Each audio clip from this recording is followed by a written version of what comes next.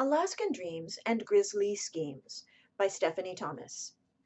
For years, my parents dreamed of visiting Alaska to save money for their dream vacation.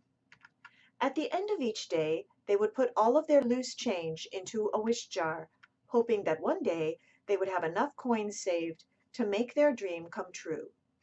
My father died before he could make the trip, but I vowed that my mother would see Alaska.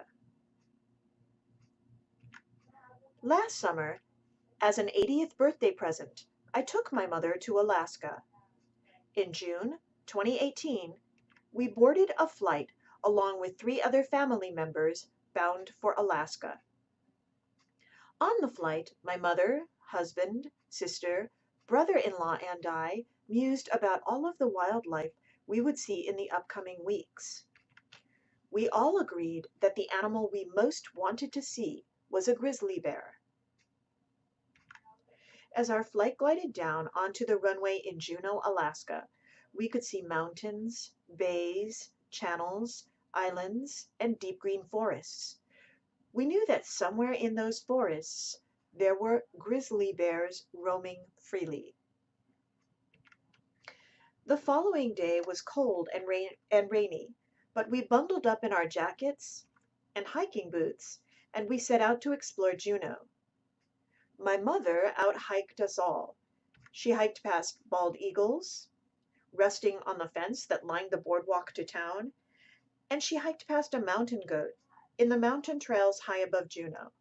We saw a whale, seals, and lots of salmon fighting to swim upstream. Watching the live salmon thrash and leap was exciting, but I appreciated them most when they were served up steaming in a bowl of Alaskan chowder. Even after visiting the Tongass National Park, the Mendenhall Glacier, and Tracy Arm Fjord, we left Juneau without seeing a single bear. My mother celebrated her 80th birthday in Juneau, having hiked for miles without a single bear sighting. As we boarded a ferry headed south to Ketchikan, our hopes were high. Surely we would catch a glimpse of a bear ambling along the water's edge. As we cruised into evening, we saw no sign of a bear. We passed coves, inlets, islands, and bays, but still no bear. Night fell, but our optimism did not. After all, we still had one more day aboard the ferry, so we played cards late into the night while sipping hot cocoa, hoping the next day would be our lucky bear day.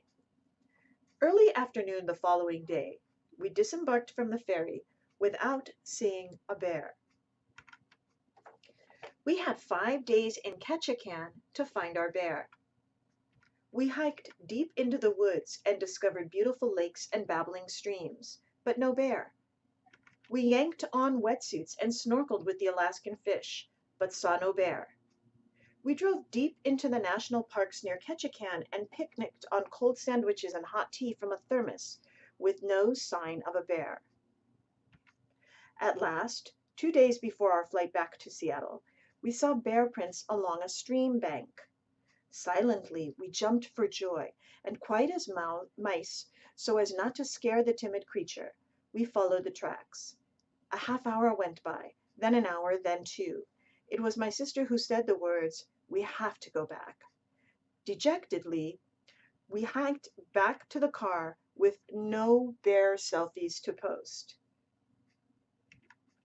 Our flight landed in San Diego, and after gathering our suitcases, we stumbled out into the parking lot under the intense sun. In Alaska, we had shivered with cold. In San Diego, we sweated through the heat. We drove home talking about the delicious food we had tasted in Alaska, the fun times we had had, and the wonders of natures we had seen. None of us said a word about grizzly bears. The next morning, now a few weeks into her 80th year, my mother saw her grizzly bear. Not only that, she saw koalas, pandas, tigers, lions, and gorillas.